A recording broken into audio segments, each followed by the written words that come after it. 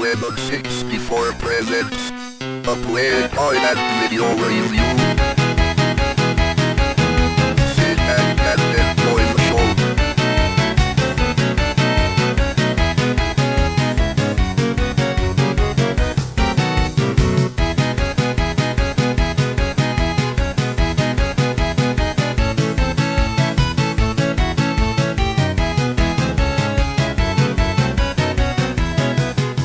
Hi there, welcome to another Lemon 64 play guide and review. In this week's episode, we'll be checking out Cliffhanger, developed and published by New Generation Software Limited in 1984.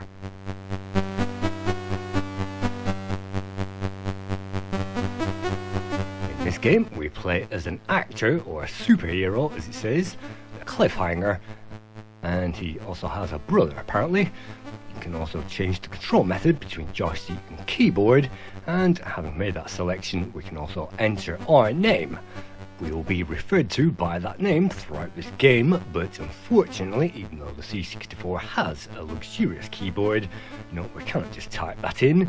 We have to use our controller to move up and down, and arcade-like we can then enter our name. And if we have a nice short name like me, then that's not too much of a problem. But of course, if you have a long name, then entering our name like this is a little long-winded.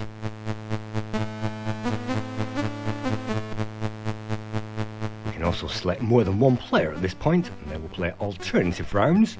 But let's just select the one-player mode for this experience and jump into this game itself.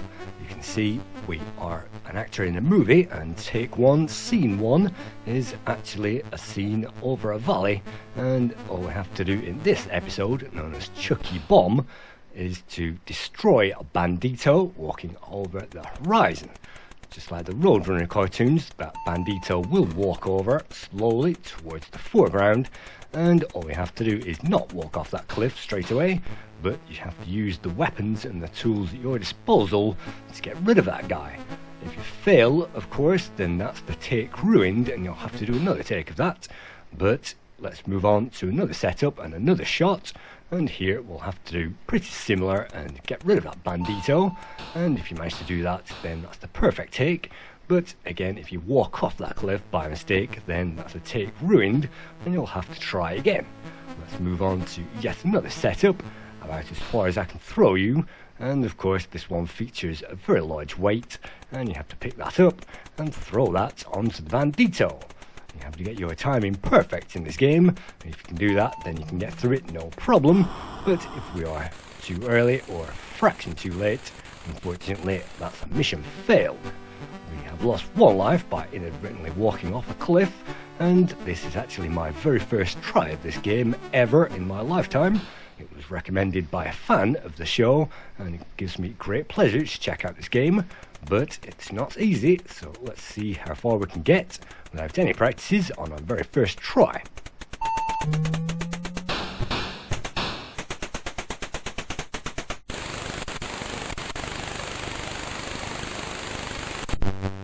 That sound effect, which sounds a little like white noise, is us actually scratching our head, and still why we didn't actually complete that mission.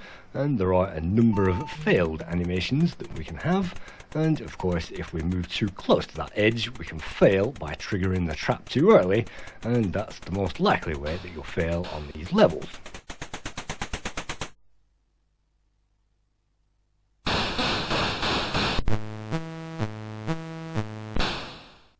Some of these trap setups aren't even easy to figure out the first time around, and so you'll have to figure out how the trap works before you can even catch that victim. As soon as he starts firing, then that's obviously too far away, and you can see he hammers himself into the rock, and you can see the graphics are very cartoony and of course very inspired by the Looney Tunes, Speedy Gonzales, and of course Roadrunner cartoons.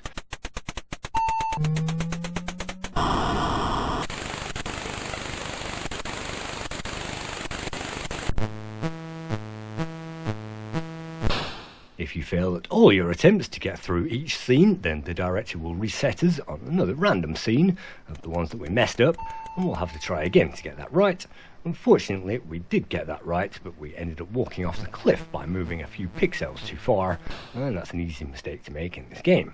So let's get on the move straight away. Let's try to figure out these traps. And you can see a trampoline and something on the floor and some kind of boulder. Well, perhaps we were even supposed to walk off that, but apparently, well, I didn't make too much grace with that level. Let's try it again, and let's this time jump off that ledge and land on the other side. That means we can roll the boulder just like normal. But unfortunately, yet again, my skills and competence have let me down. So let's move on to a brand new scene. This is the cannon, and of course we'll need to launch that cannon, and anything else will be a little compromise, because it means that we'll have to play that and try that again.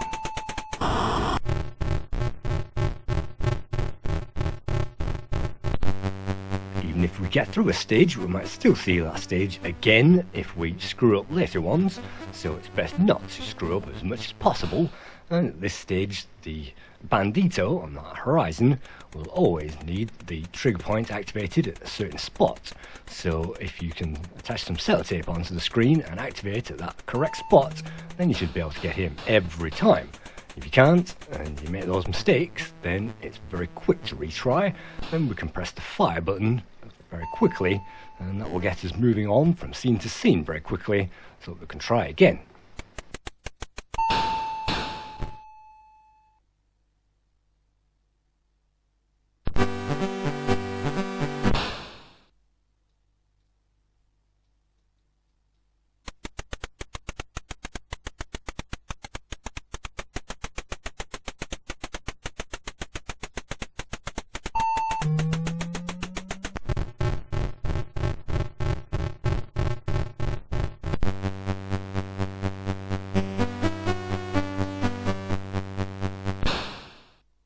This game was designed and all coded by James Day, and anybody who hasn't seen James Day before, well, you certainly have if you had this game, because that's the guy on the cover art. You can see a photo of James Day here with the crew at New Generation Software, and they released this in 1984. So you can see development has moved on from those days. 1984 was early days in the Commodore 64's history, and you can see some good use of colours, and these traps aren't very difficult to program, but certainly fun to play.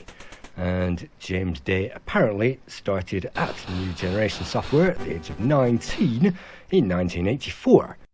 New Generation was actually started with Malcolm Evans, who broke onto the scene tremendously with 3D Monster Maze, you may remember, and he broke out with Breakout in 1982, moving on to 3D Defender, and after this the company moved on to Trash Man in 1984, which I certainly had, and is pretty adult in theme, and Shoot the Rapids in 1985, which moved on to Summer Games 2, an element of that which was shooting the rapids, and that wasn't a bad game, maybe a little frustrating to master, but apart from that, in their later career, this company didn't really release much good, and they faded into history, being bought out by Titus in 2005.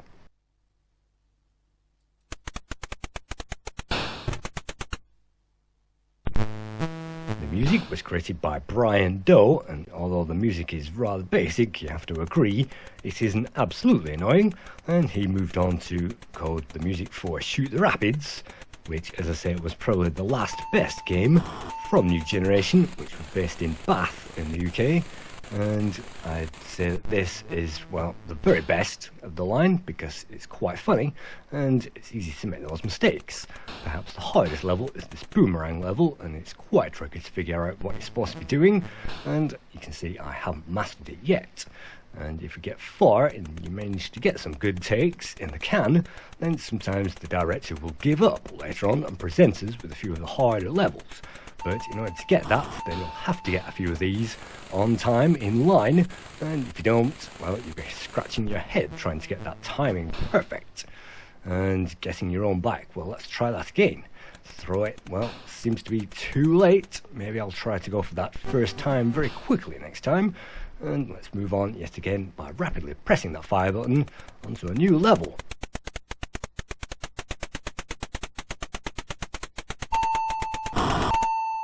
If you fail like a clown, and you hit yourself on the head for it, and make yourself your own divot using your own body.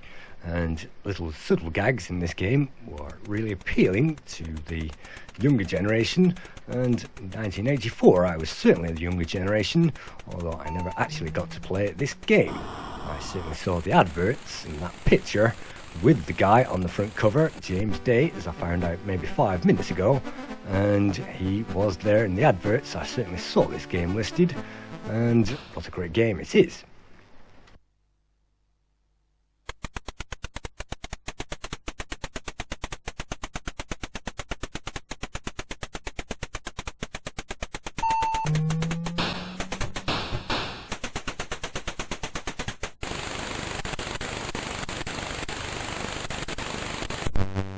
Of course, if you know how to complete a level and you get on with that straight away, then sometimes you can just be lucky and get the perfect timing, and that's a great feel-good factor when that happens. Unfortunately, there are some screens, like getting your own back, which are really difficult to learn the timing of, and again, I should have rushed out and grabbed that, but I didn't, so we'll have to try that later on yet again. And that puts us back on Circus Act, which I've completed before, because we've failed so many missions, and that's also a frustration, so we can skip that by literally getting that wrong straight away, but of course we'll have to wait for that bandito to land.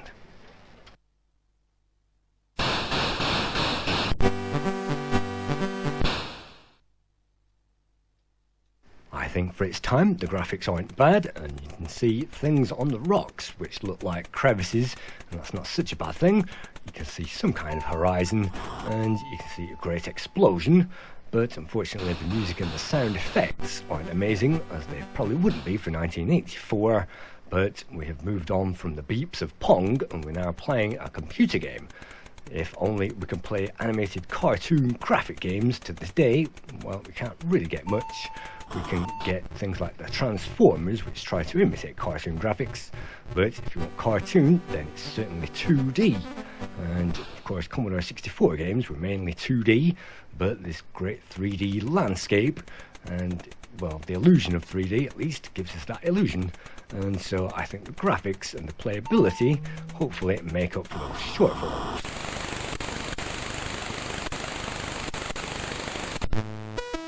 Let's speed up this footage just a little bit, just to get us through all these failures as we move on to the scores. Commodore user gave Cliffhanger 40%, Commodore Horizons gave this game 50%, CMVG awarded it 60%, your Commodore gave it 60%, as well as your computer, and at the other end of that spectrum, we have the current Lemon C64 score at 80%. Personal Computer Games gave this 90%, and Home Computer Weekly gave Cliffhanger 5 out of 5, which is 100%, which brings the average up slightly to 6.5 out of 10.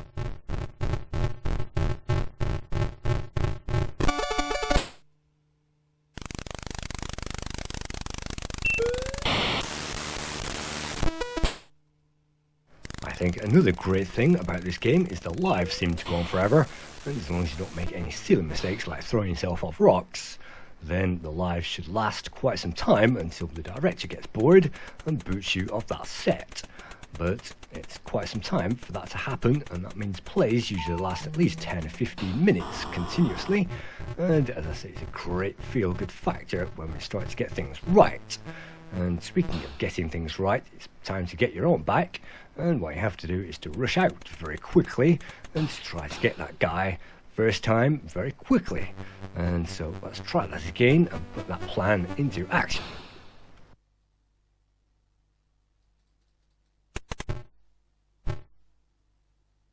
You can see we've moved on to more difficult episodes. We're now on the second episode of that show, and we're on scene 28. And how hard would that be? Well, by the time you get to this stage, they certainly are hard, especially when you try to walk in thin air.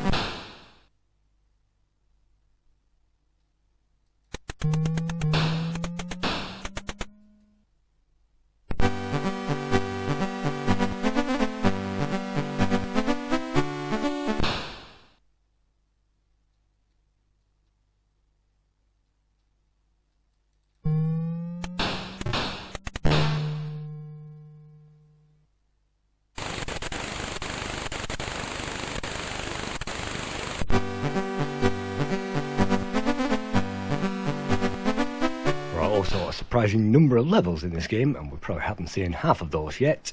And the sense of humour just seems to get better and better as we die easier and easier and try to work out all these traps and all these tricks.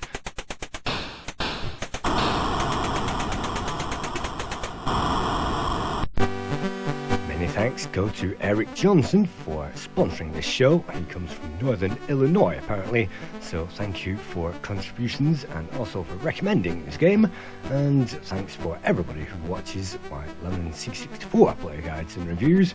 I hope everybody has a very Merry Christmas.